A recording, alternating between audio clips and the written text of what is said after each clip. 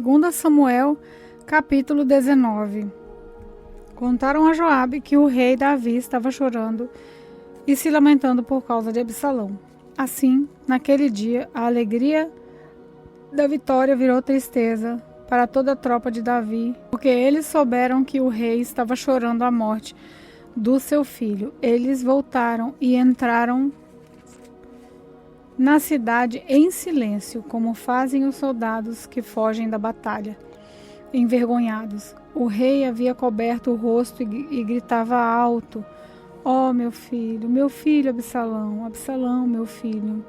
Então Joabe foi à casa do rei e lhe disse: "Hoje o Senhor humilhou os seus soldados, aqueles que salvaram a sua vida, a vida dos seus filhos e filhas e a vida das suas esposas e concubinas. O Senhor odeia os que o amam e ama aqueles que o odeiam. E mostrou que os seus oficiais e os seus soldados não valem nada para o Senhor. Eu estou vendo agora que o Senhor ficaria muito feliz se hoje Absalão estivesse vivo e todos nós estivéssemos mortos. Vá agora e dê uma palavra de elogio aos seus soldados. Se não fizer isso, eu juro em nome de Deus, o Senhor, que amanhã de manhã nenhum deles estará do seu lado. E esse seria o pior desastre de toda a sua vida." Então o rei se levantou e foi sentar-se perto do portão da cidade. Os seus soldados souberam que ele estava lá e se reuniram todos em volta dele. Enquanto isso, todos os israelitas tinham fugido, cada um para sua casa. E em todo o país eles começaram a brigar. Eles diziam: "O rei Davi nos livrou dos nossos inimigos, ele nos livrou dos filisteus, mas agora fugiu de Absalão e saiu do país. Nós escolhemos Absalão para ser o nosso rei, mas ele morreu na batalha. Então, por que não tentamos trazer o rei Davi de volta?" O rei Davi soube do que os israelitas estavam dizendo, então enviou os sacerdotes Zadoque e Abiatar aos líderes de Judá para perguntarem o seguinte: "Por que vocês seriam os últimos a ajudar a trazer o rei de volta ao seu palácio? Vocês são os meus parentes da minha própria carne e do meu próprio sangue. Por que vocês seriam os últimos a me ajudar a me trazer de volta?" Davi também mandou-os dizer a Amasa: "Você é meu parente. De agora em diante você será o comandante do exército em lugar de Joabe. Que Deus me mate se eu não fizer isso." Com essas palavras o rei ganhou o coração de todos os homens de Judá, e eles mandaram-lhe dizer que voltasse com todos os seus oficiais. Davi voltou e chegou até o rio Jordão. Os homens da tribo de Judá foram encontrá-lo em Gilgal, para acompanhá-lo na travessia do rio. Ao mesmo tempo, Simei, o benjamita, filho de Gera da cidade de Baurim, foi depressa ao rio Jordão para se encontrar com o rei Davi. 1000 homens da tribo de Benjamim estavam com Simei. Também Ziba, que trabalhava para a família de Saul, foi ao Jordão com os seus 15 filhos e 20 empregados. Eles chegaram lá antes do rei. Atravessaram o Jordão para acompanhar a gente do rei que na travessia do rio e fazer tudo o que o rei quisesse. Quando o rei estava se aprontando para atravessar o rio, Simei se jogou no chão em frente dele e disse: "Ó rei, eu peço que me perdoe o mal que lhe fiz no dia em que o Senhor saiu de Jerusalém. Esqueça o que eu fiz, nunca mais pense nisso. Eu sei que fiz uma coisa errada e por isso eu sou a primeira pessoa das tribos do norte a vir encontrá-lo hoje." Então Abissai, cuja mãe era Geruia, disse: "Simei devia morrer por ter amaldiçoado aquele que Deus escolheu como rei." Mas Davi disse a Abissai e ao seu irmão Joabe: "Vocês, filho de Zeruia, não tem nada a ver com isso.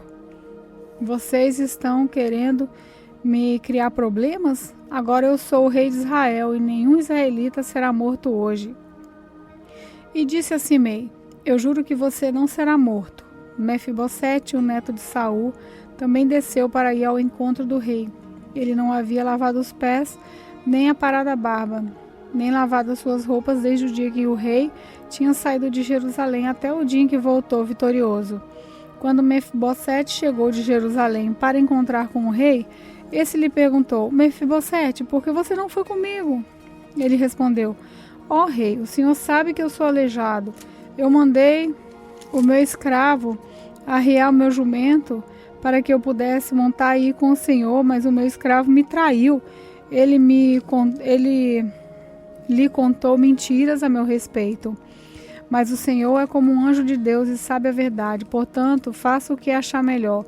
Toda a família do meu pai merecia ser morta pelo Senhor, mas o Senhor me deu o direito de comer junto com o Senhor.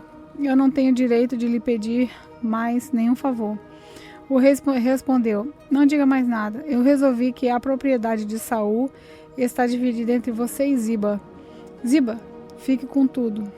Respondeu Mefibosete: Para mim é suficiente que o senhor tenha voltado em paz para casa. Barzilai, da cidade de Rogelim, que ficava na região de Gileade, também tinha vindo da sua cidade para acompanhar o rei na travessia do Rio Jordão.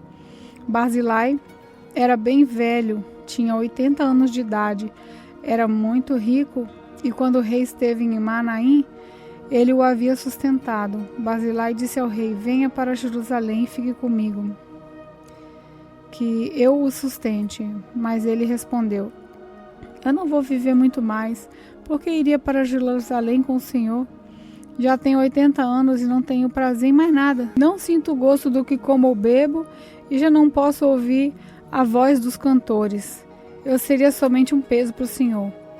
Não mereço uma recompensa tão grande como essa. Eu irei com o Senhor só até um pouco depois do Rio Jordão.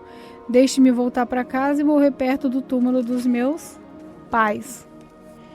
Mas aqui está Quimã, o meu escravo. Leve-o com o Senhor e faça com ele o que achar melhor. O rei respondeu: Eu o levarei comigo e farei por ele tudo o que você quiser. Eu farei por você qualquer coisa que me pedir.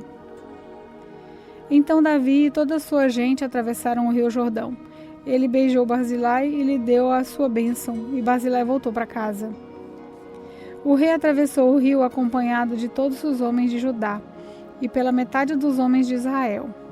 Dali foi para Gilgal, e Quimã seguiu com ele. Então todos os israelitas foram e disseram a Davi: Ó rei, por que é que os nossos irmãos, os homens de Judá, se acharam com o direito de trazer o Senhor, a sua família e a sua gente para esse lado do Rio Jordão?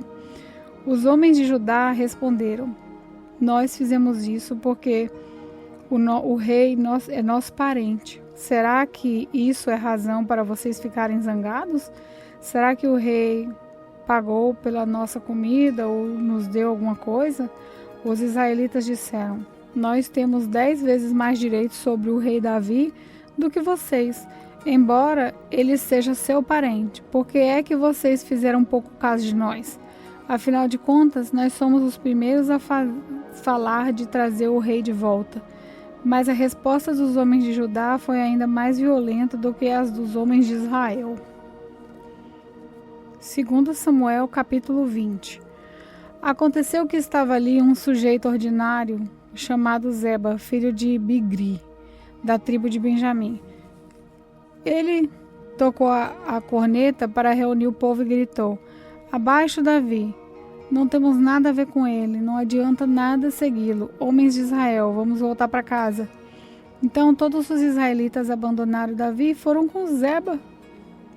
Mas os homens de Judá ficaram fiéis a Davi e o seguiram desde o Rio Jordão até a cidade de Jerusalém.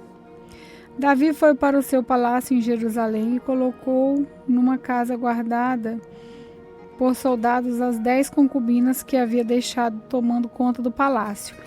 Ele lhes deu tudo o que precisavam, porém não teve relações com elas, e elas foram obrigadas a ficar dentro de casa o resto da vida, vivendo como viúvas.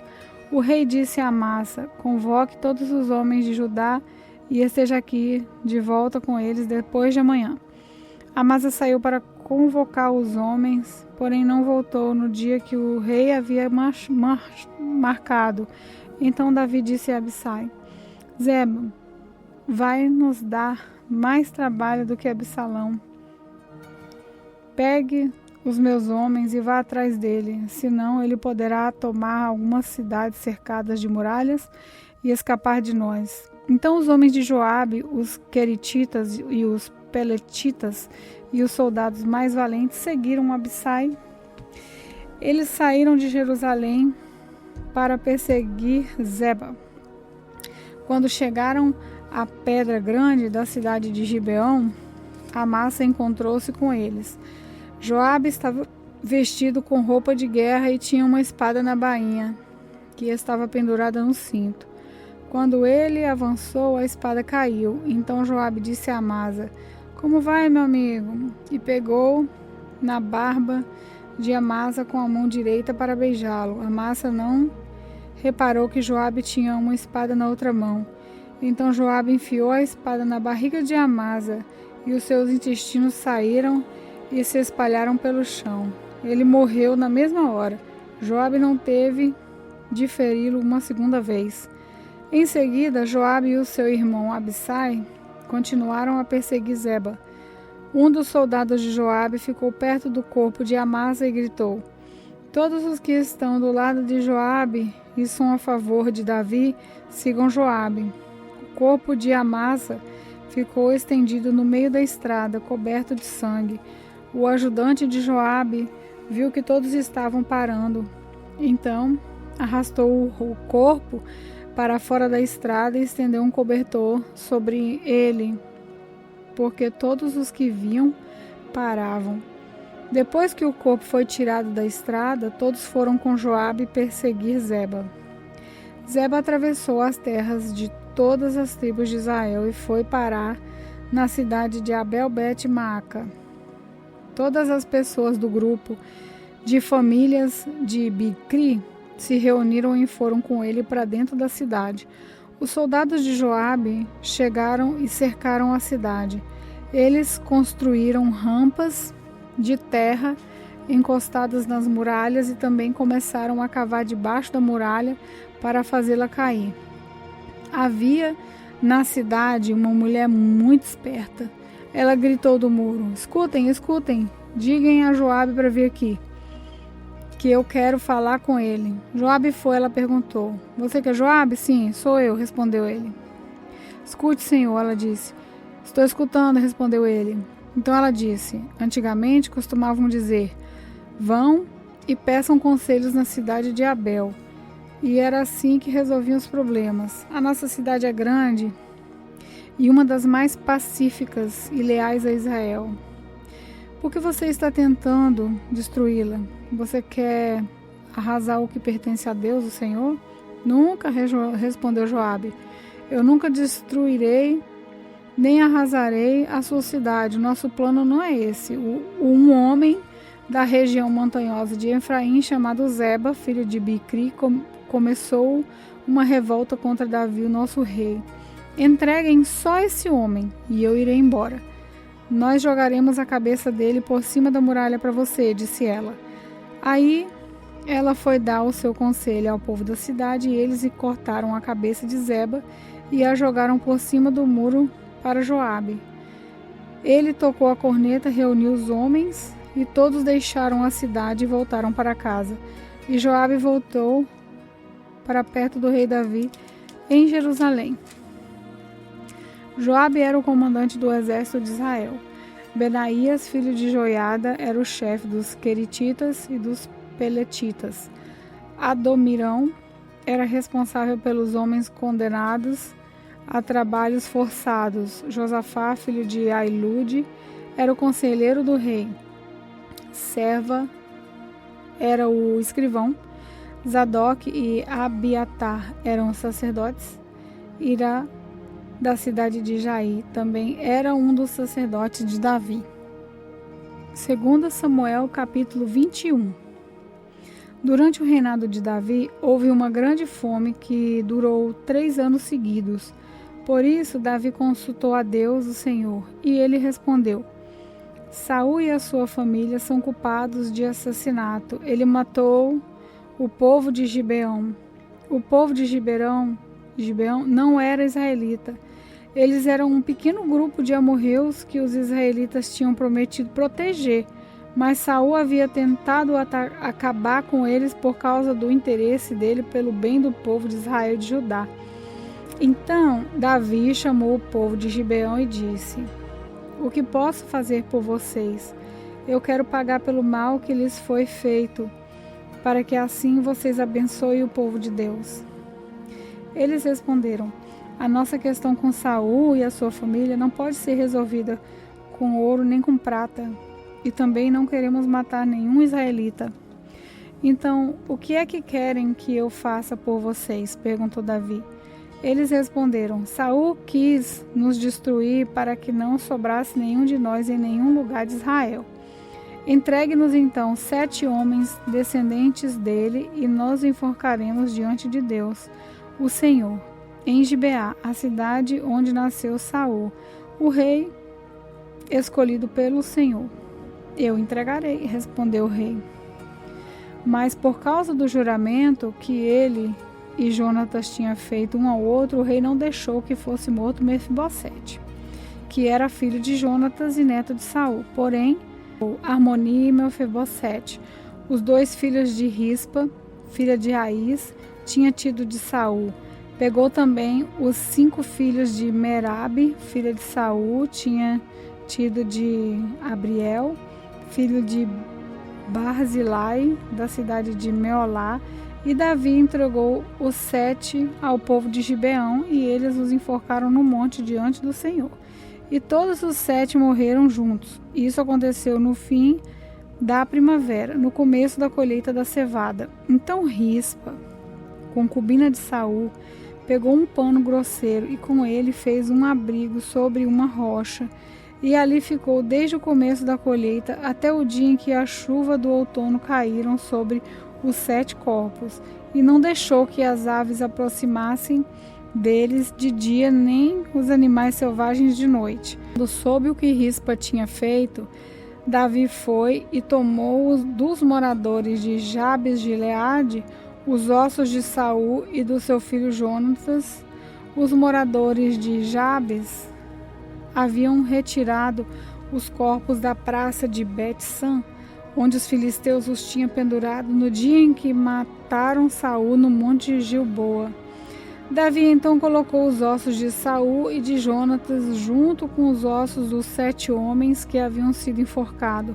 Sepultaram os ossos de Saul e de Jonatas no túmulo de Quis, o pai de Saul, na cidade de Zela, no território da tribo de Benjamim. Tudo o que o rei mandou foi feito, e depois disso Deus respondeu às orações do povo pelo seu país. Houve outra guerra entre os filisteus e Israel. Davi e os seus soldados foram e lutaram contra os filisteus. Durante a batalha, Davi ficou muito cansado. Um gigante chamado Isbi-Benode tinha uma lança de bronze que pesava mais ou menos 5 quilos. Estava usando uma espada nova. Ele pensou que podia matar Davi, mas Abissai, cuja mãe era Zeruia, socorreu Davi, atacou o filisteu e o matou. Então os soldados de Davi fizeram a promessa de nunca mais deixar Davi saísse com eles para a guerra. Então disseram: o Senhor é a esperança de Israel e nós não queremos perdê-lo. Depois disso houve outra batalha contra os filisteus na cidade de Gobe, e Sibecai, na cidade de Uza, matou um gigante chamado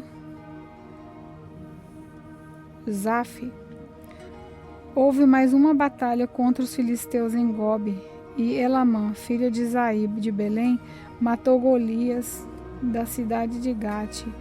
O cabo da lança de Golias era da grossura do eixo de um tear de tecelão. E houve ainda outra batalha em Gate. Ali havia um gigante, descendente dos antigos gigantes. Tinha 6 dedos em cada mão e em cada pé. Ele desafiou os israelitas e Jonatas, filho de Simeia, irmão de Davi, o matou.